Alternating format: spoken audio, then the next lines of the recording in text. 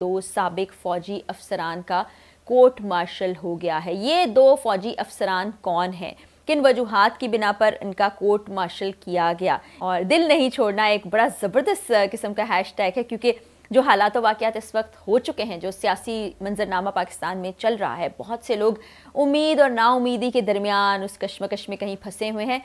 तो बिस्मिल्लाहिर्रहमानिर्रहीम, अस्सलाम वालेकुम। मैं हूँ फरा इकरार, आप तमाम देखने वालों को अपने चैनल में खुश आमदीद कहती हूँ, उसी दुआ और उम्मीद के साथ कि आप सब जहाँ कहीं हों बिल्कुल खैर खैरियत से हों, अपने घर वालों के साथ, प्यारों के साथ खुशबाश अंदाज में अपनी ज़िंदगी को गुजारे हों।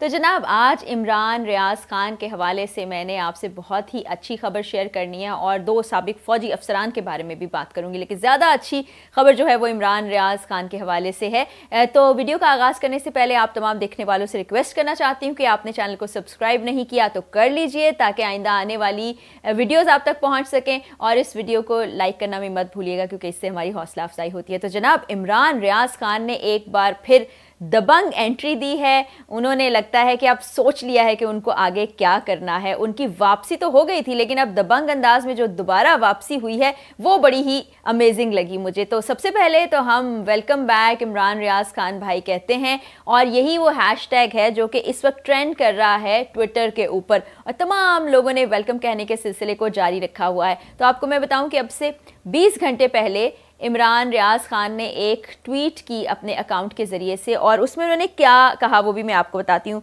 बिस्मिल्लाहिर्रहमानिर्रहीम, अस्सलाम वालेकुम, पाकिस्तान जिंदाबाद। ये उनकी वो ट्वीट थी जो उन्होंने बड़े अरसे के बाद की, इतने सारे अरसे में वो ट्वीट नहीं कर रहे थे। फिर इन्होंने उसको अपनी पिन्ड ट्वीट के तौर पर अपने अकाउंट पर लगा दिया, यानी आप जब अकाउंट खोलेंगे तो सबसे ऊपर आपको ये वाली ट्वीट नज़र आएगी। उसके बाद उन्होंने एक और ट्वीट की जो एज इट इज़ आपको पढ़ के बता देती हूँ। उन्होंने कहा, अस्सलाम वालेकुम, मैं आप सबका दिल से शुक्रिया अदा करता हूँ।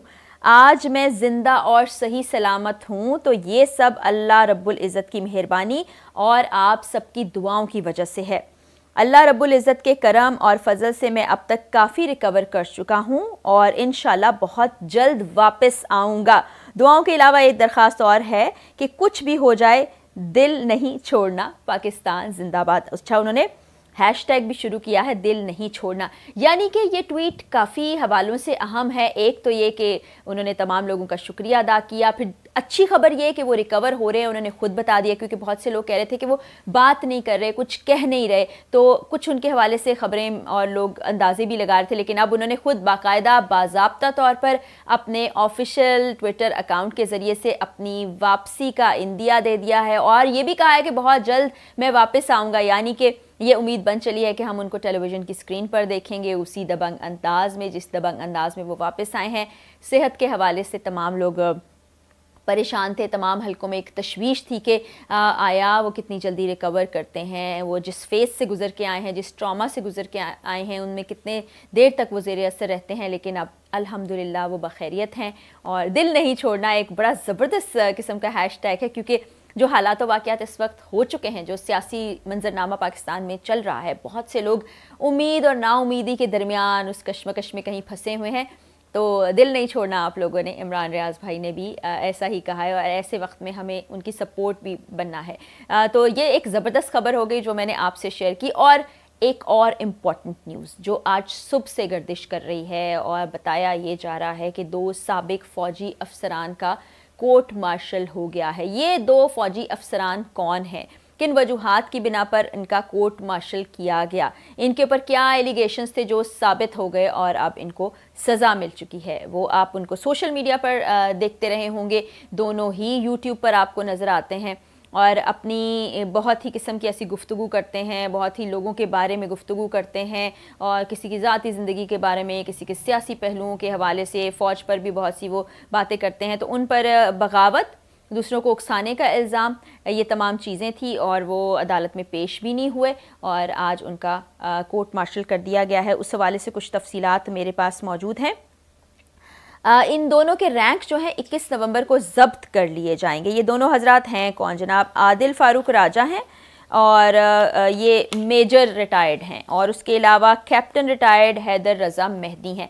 ये दोनों हजरात को हम देखा करते थे कि ये पाकिस्तान के हवाले से यहाँ के सियासी पहलुओं को सामने लाते थे और बहुत ही नेगेटिविटी फैलाते थे। बाज़ औक़ात तो ऐसी चीज़ें भी होती थी जिनका हकीकत से कोई ताल्लुक नहीं होता था, और बल्कि कुछ अरसे पहले तो आदिल राजा के हवाले से ये खबर भी गर्दिश कर रही थी कि इनके भारतीय एजेंसी रॉ के साथ बहुत करीबी मरासिम हैं और ये उनके एजेंडे पर काम करके पाकिस्तान के ख़िलाफ़ मनफी प्रोपेगेंडा कर रहे थे, उसके ज़रिए से अपने सोशल मीडिया को इस्तेमाल कर रहे थे। और एक और अहम चीज़ कि ये दोनों हजरात पाकिस्तान में मौजूद नहीं है, यानी पाकिस्तान में मौजूद नहीं है, पाकिस्तान से बाहर बैठे हैं, पाकिस्तान की बदनामी का बायस बन रहे हैं और पाकिस्तान के लिए न जाने क्या क्या बातें कर रहे थे। और जो यहाँ पाकिस्तानी अवाम बैठी थी, अब सोशल मीडिया का ज़माना है, ये फ़ैसला करना बड़ा ही मुश्किल हो जाता है कि कौन सही कह रहा है कौन गलत कह रहा है। अगर कहीं किसी को अपने मतलब की बात सुनने को मिलती है तो लोग उस पर बड़ा यकीन कर लेते हैं कि ये शख्स सही कह रहा होगा क्योंकि आपके दिल की बात कर रहा है। लेकिन आपके दिल की बात करने के अलावा वो बहुत सी ऐसी बातें भी करते हैं और उनके हिडन एजेंडाज होते हैं जिनके ऊपर वो काम कर रहे होते हैं। तो इस तरह से एक दुश्मन मुल्क का साथ देना ये भी साबित हो चुका था। फिर लोगों को बगावत पर उकसाना, अपने पाकिस्तान के लिए नफरत पैदा करना, ये तमाम चीज़ें इनके ऊपर एलिगेशंस आए थे। इनको सज़ाएं कितनी हुई हैं वो भी मैं आपको बता देती हूँ।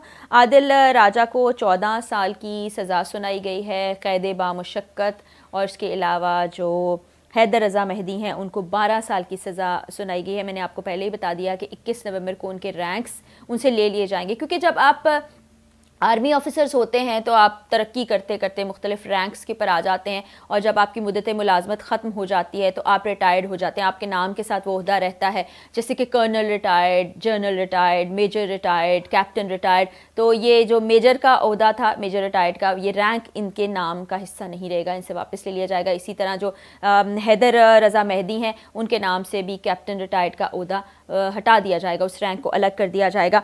अच्छा जी, सोशल मीडिया पर अगर आप इन दोनों के अकाउंट्स को देखें तो काफ़ी मुग़ल्लज़ात बका करते थे, कुछ इस किस्म की गुफ्तगू किया करते थे जो गैर अखलाकी तो थी ही थी, मुल्क को भी डैमेज कर रही थी। और जो हल्के हैं सहाफ़ती भी और उसके अलावा जो फ़ौजी हल्कों से भी ख़बरें आ रही हैं, वो ये कहते हैं कि ये बहुत पहले हो जाना चाहिए था, इन दोनों अफराद के ख़िलाफ़ एक्शन पहले हो जाना चाहिए था। काफ़ी देर हो गई, लेकिन वो भी बात है कि देर आए दुरुस्त आए। तो इनका अदालती एक मुकम्मल प्रोसेस होता है, इन फील्ड जनरल कोर्ट मार्शल इसको कहा जाता है, और उसमें बाकायदा इस चीज़ को यकीनी बनाया जाता है कि जो शवाहिद पेश किए जाएं वो जल्द से जल्द मुहैया किए जाएं उस अदालत में, उसकी बुनियाद पर फ़ैसला किया जाए। और ये अदालतें ज़रा जल्दी फ़ैसला कर देती हैं, जिसको हम उर्फ़ आम में फ़ौजी अदालतें कहते हैं। तो इसी के तहत इनको सज़ाएँ मिल चुकी हैं जनाब।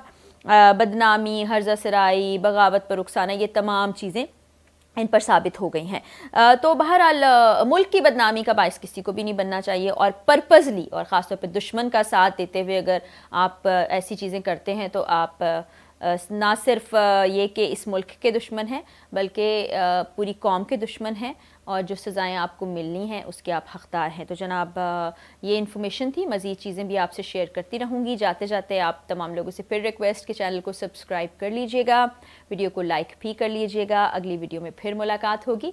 जाते जाते वही दुआ कि अल्लाह ताला हमारे प्यारे पाकिस्तान और हम सब पाकिस्तानियों का हामी और नासिर हो। इजाज़त दीजिए, अल्लाह हाफ़िज़।